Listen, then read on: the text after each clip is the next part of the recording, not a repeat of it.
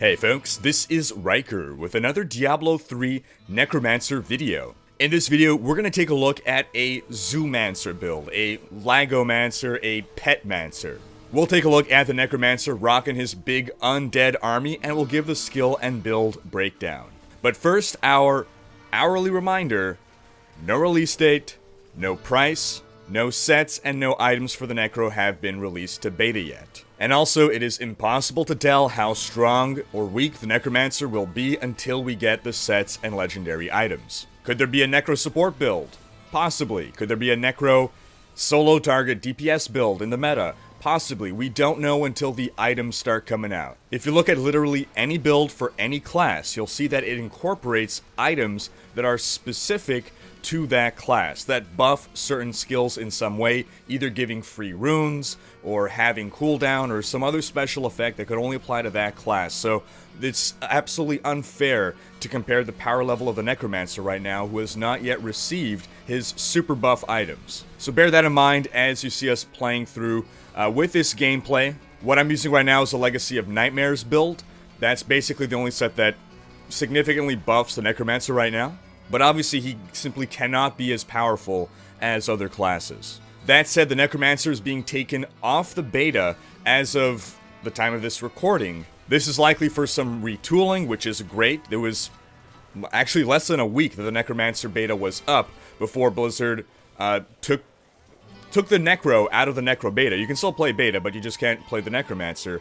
Odds are this is, again, to rebalance certain things. It's not clear exactly, but we'll find out when the Necromancer returns. And that's good because we have uncovered some bugs and some questionably balanced things. No, definitely imbalanced things. So we're actually going to interrupt our series where we do our full skill breakthrough, because there's not really a point now in continuing to go through skills that might be retooled. So instead we're going to showcase what's just a really fun pet build.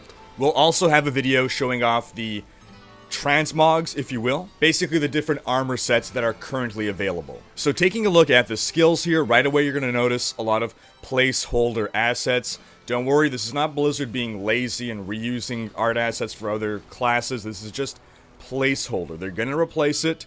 There's a lot of stuff here that's placeholder. What's important is that we're able to actually play and test things, but there's a lot of various things that have not yet been put in. Different runes for skills, for instance, might have the same appearance. Again, there's a lot of placeholder. So the primary skill we're going with here, our generator, is Bonespike's Path of Bones. Now, in our generator skill overview, our primary skill overview video, we explained the three different primary skills. We explained how Bonespike's Path of Bones is probably going to be the best one for a ranged Necromancer. With this build, we're letting our pets do most of the work, and while sometimes we will be a little closer in melee, we like to have the option to fall back and generate from a distance. We don't have a lot of defensive options in this build because I tried to squeeze in as many pets as possible. So not having to use those dual scythes, the Grim Scythe, which is a really great generator, in order to not have to sacrifice any pets for more toughness buffs, is why we're going with Bonespike's Path of Bones. The next skill we're going with is Skeleton Mage, Skeleton Archer. Now a Skeleton Mage only lasts 6 seconds, but you can effectively have 100% uptime on keeping your Skeleton Mages up, if you really try for it. And in total you can have, I believe, 5 Skeleton Archers out at any given time. And the reason we're going for this rune, in fact, is that the Skeleton Archers increase your attack speed every time they hit. This stacks up to 10 times, so we can have a max of 30% increased attack speed, and this is going to buff all of our pets. So the Skeleton Mages here serve the dual purpose of looking cool, filling up our skeleton army, and buffing our entire army. Now, one bug I need to point out is that the game does not always display correctly how many pets that you have out up in the top left where the portraits are. Sometimes it accurately shows you how many you have, sometimes the icons don't appear, so it's a little tough right now to keep track, but hopefully this is a bug that they're fixing with the next patch.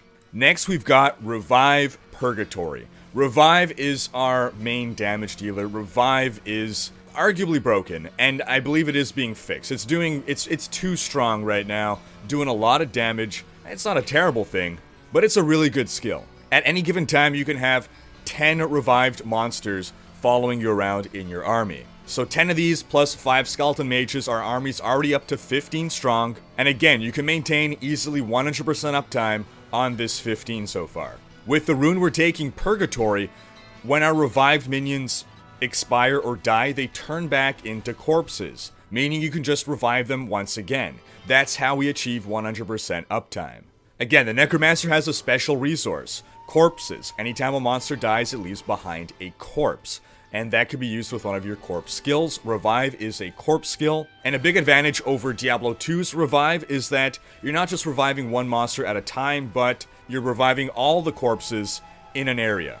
So you can actually mass revive your entire dead army at once. Now, revived minions operate in a manner in which they are scaled relative to each other. So, resurrecting a tiny enemy versus a large enemy, the large one will be doing more damage than the little one, but they're not doing the exact same damage that they did in life. They are going to be scaled to be relevant. Next, we have Command Golem, Decay Golem.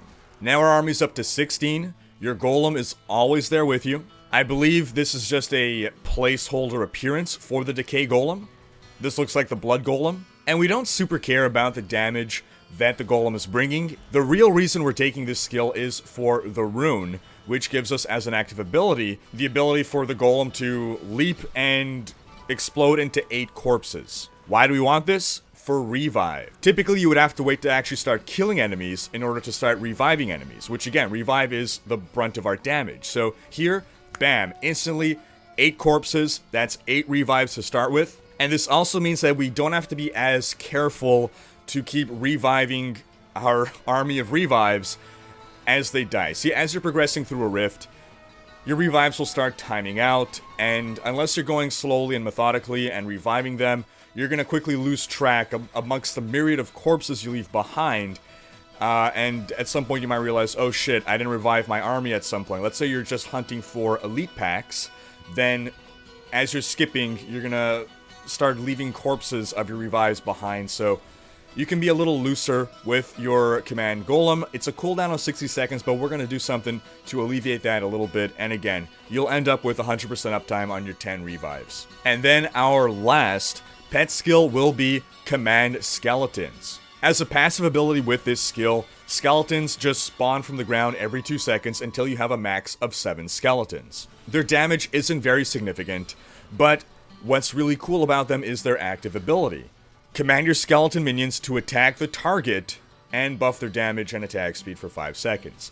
It's really that ability to command, to direct them to a target. This is the form of direct pet control that we've wanted for the Witch Doctor for years. Honestly, my only complaint is that you can't do this with every single Necromancer pet. The amount of damage that a skeletal minion deals isn't very significant, but when you can focus them all on a single target, that's when it becomes more significant. Any Witch Doctor player knows that pets tend to just sort of have a mind of their own and frustratingly go off and attack the wrong things, so really being able to command them all to focus on a target, not only does it help actually deal damage, but it also helps effectively position your minions to serve as meat shields for you. You know, for instance, as you're moving along a passage, for instance, and you're skipping some monsters, your pets are going to kind of stay behind, still on screen, but you've moved ahead of them at that point. You're trying to engage that elite pack, and they're fighting the little white monsters that you're just like, oh, skip that already. With Command Skeletons, boom, they'll all zip ahead. Now you're protected from those horrible elite affixes. And that's really the signature of the pet Necromancer versus the pet Witch Doctor. It's the ability to more actively control and direct pets. This is the epitome of that, but altogether you can see that it's all very much more active pet control. Even with Skeleton Mage, for instance. Yes, it's only on a 6-second timer, but because you get to respawn it every 6 seconds, you get to position it where you want. The Golem, yes, it operates very much like a Gargantuan, but with the Decay Golem, bam, you get to pick where your revives spawn.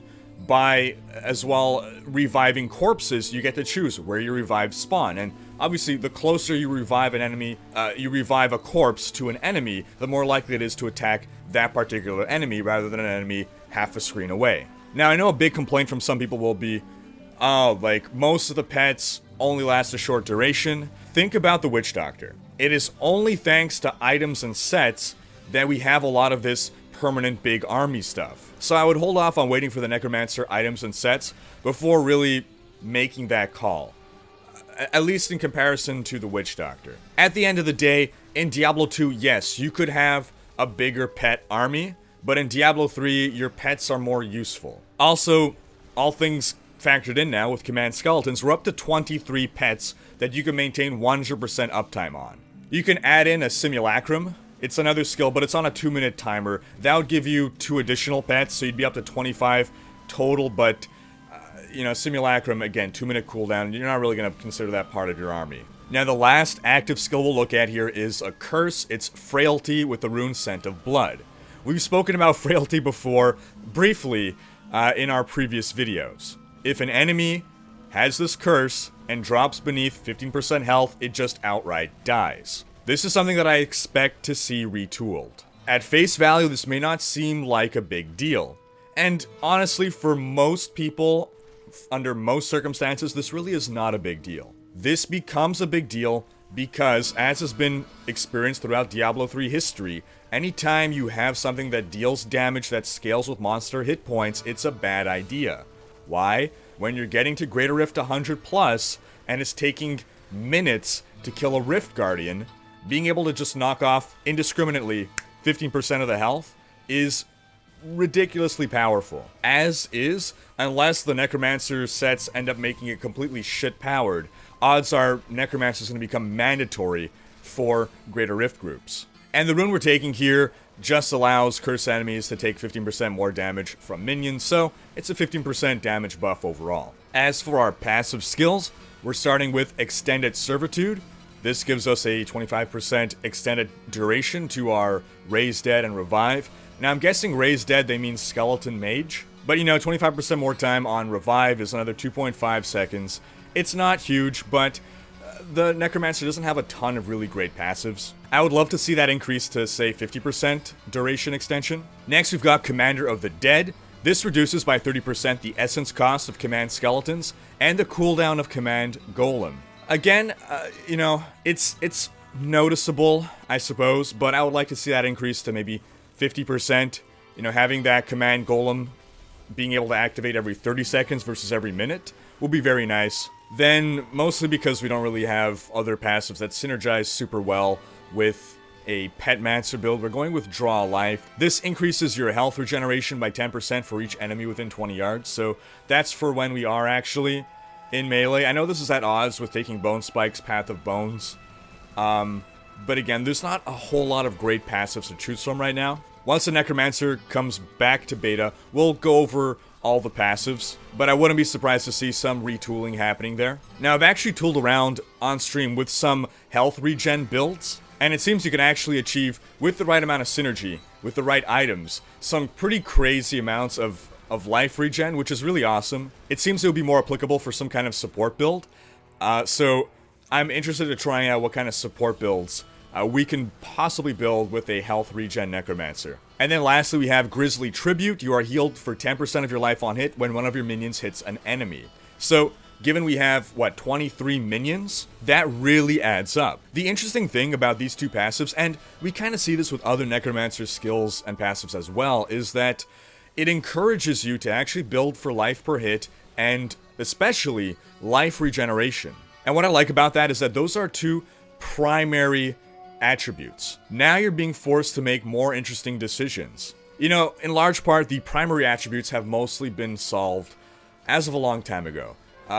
Things changed a little bit over time, but it used to be vanilla Reaper of Souls. You had primary stat, crit, or rather, crit and crit. Crit chance, crit damage were the end-all, be-all. Be-all, end-all? Then primary stat was also very important. Then, of course, you had elemental damage, which technically was actually the number one. And then at some point, cooldown started to make it more prevalently into builds. it made itself an important stat for certain builds, able to potentially replace some of those other important stats. Now, I'm not sure if this will be the case, but if we could possibly arrive at a point where either life per hit or probably life regen will be competing for a primary spot, it might not be with those big damage stats, so it might replace something like Vitality. That would certainly help out the itemization game a little bit. You know, that's one issue, if you will, with Diablo 3 currently, is that itemization isn't as deep as it was in Diablo 2, for instance. For the most part, for most classes, for most builds, you're always looking for the same stats on gear pieces, so anything that really helps to shake that up is welcome. That's why I loved Thorn's builds when they started to become a thing. It was like, wow, this is suddenly something that's completely different stats that you're looking for. But that about sums up this build. Do I anticipate this to be one of the best builds in the game? Probably not. Again, we are aiming very much for just having pets. We're just showcasing the biggest pet army that we could possibly have. Odds are, if you're pushing Greater Rifts, you're going to want maybe some more defensive options here. Also, again, Revive is getting a heavy nerf, and we still don't have the items or the sets, so this is just a proof of concept that you could get a full-on pet build working. You know, I think I'm able to do T11 with relative ease. It does require the Legacy of Nightmares set, but that's to be expected. There's no build for any class out there that does not use any kind of set and can push T11. And that wraps up this video. Leave a comment with your thoughts. Are you liking the Pet Necromancer? Stay tuned for more videos, including the different armor appearances on the Necro, as well as more skill overview once the Necro comes back to beta. Thanks for watching. Special thanks to my Twitch and Patreon supporters for making these videos possible. If you enjoyed this video, please share it, check out these other videos, and subscribe to join Rikers Raiders for more Diablo content.